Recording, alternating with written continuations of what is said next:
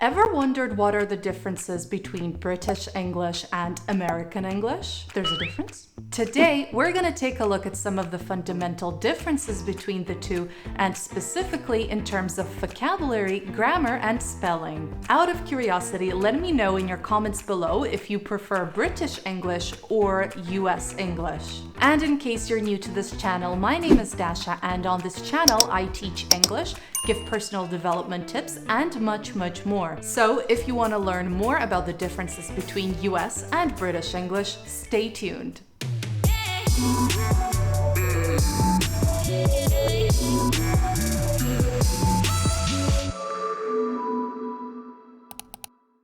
Now, if you're learning English, I think it's quite important to know some of the fundamental differences between American and British English, simply because you will be exposed to it at some point, and it might be confusing. If you're wondering which of the two is more correct, the answer is quite simple. American English is considered correct if you're in the US or reaching out to a US audience, and British English is correct if you're here in the UK or in another country that uses British English. So the bottom line here is know your audience and of course be consistent. If you start writing an email using US spelling, then use it throughout the entire email. Also, if you're about to take an English exam and you don't know if you should use US or British English, simply check with the exam provider which of the two is acceptable. For example, the IELTS accepts both so long as you're consistent.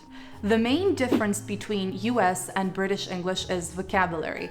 Americans and the Brits call things by different names, and if you're learning English, it can get incredibly confusing. Personally, my English is very much influenced by American English, so when I moved to the UK, I sometimes found myself miscommunicating with people because I either didn't understand the quintessentially British words they were using, or I got laughed at because I used words like pants instead of trousers.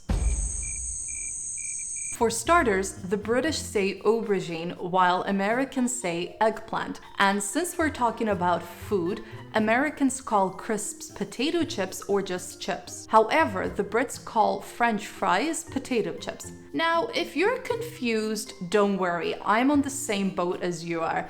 I've always called this chips and this French fries. After living in the UK for almost 7 years, I call them the British way. Mostly. Probably.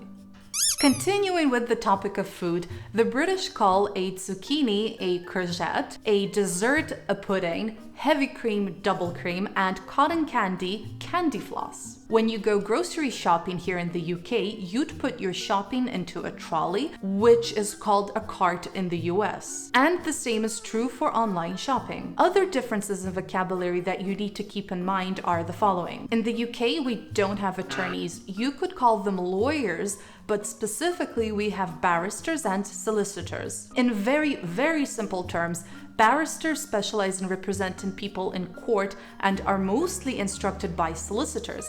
And solicitors are basically lawyers that can't really represent people in higher courts. If you ever apply for a job in the US, you would provide your resume, which we call a CV here in the UK. The word resume is more commonly used in the US, but they of course sometimes call it a CV as well. But one thing I noticed is that here in the UK, especially at work, people use the word fortnight when referring to 2 weeks. In fact, this one time a colleague of mine emailed an American client using the word fortnight, and he replied to her, "A fortnight? You're awesome." Another difference in vocabulary relates to words like bin or dustbin in British English and garbage or trash can in American English. Also in the UK, we say jumper instead of sweater, holiday instead of vacation, and lift rather than elevator. For more differences between American and British English vocabulary, I'll be publishing a video about it in a few weeks' time, so make sure to subscribe to my channel to not miss that video. Moving on to grammar. The first main difference between US and British English relates to collective nouns. Collective nouns are a collection of things taken as a whole, like team, people, family, and staff.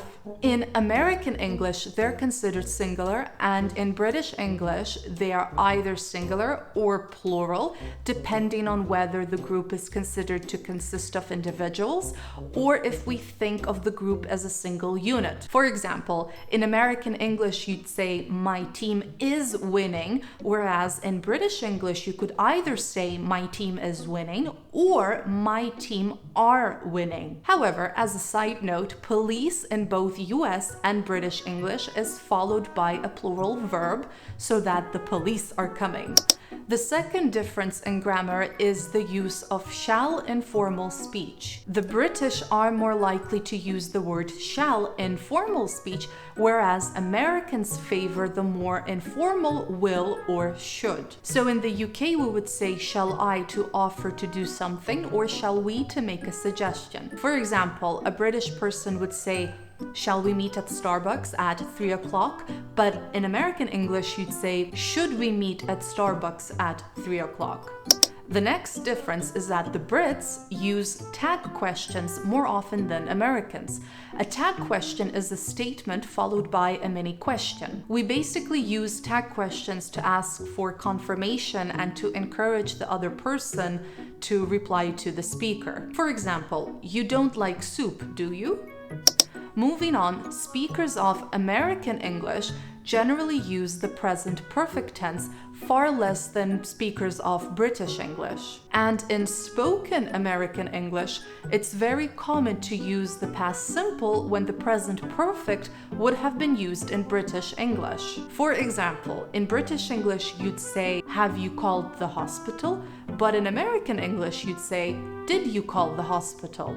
Up next, got and gotten. In American English, people usually use gotten as the past participle of the verb to get when referring to the act of getting something. But in British English, the past participle of the verb get is got. For example, a British person would say she's got better at playing the piano, and an American person would say something like she's gotten better at playing the piano.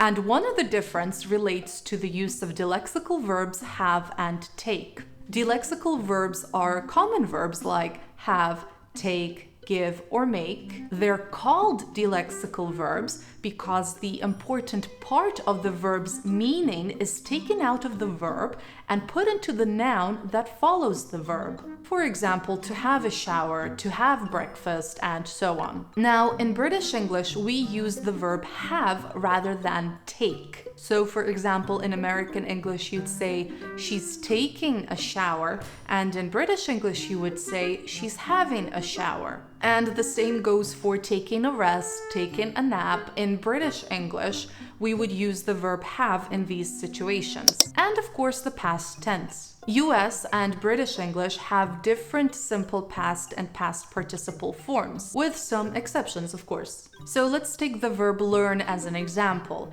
In American English, you'd say, I learned French at school, but in British English, you'd say, I learned French at school with a T at the end.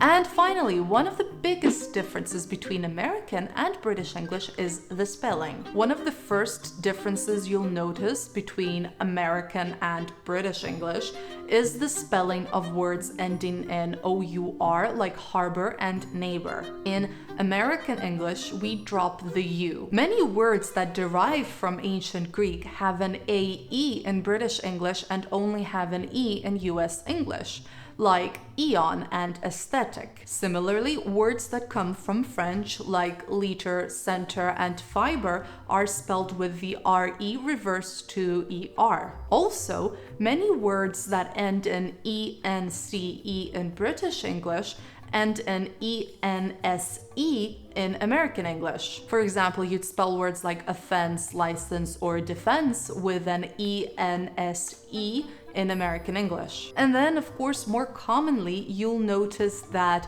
words that end in ISE and YSE in British English are spelled with I-Z-E and Y-Z-E in US English. For example, words like analyze or supervise and so on. Other more general differences in spelling include words like donut, cozy, airplane, and check. And that's all for today. Thank you so much for watching this video till the end. Let me know if you enjoyed this video by hitting that like button, and make sure to subscribe to my channel for more English videos like this one. Drop me a comment below if you were aware of any of these differences, and I'll see you in the next video. Bye!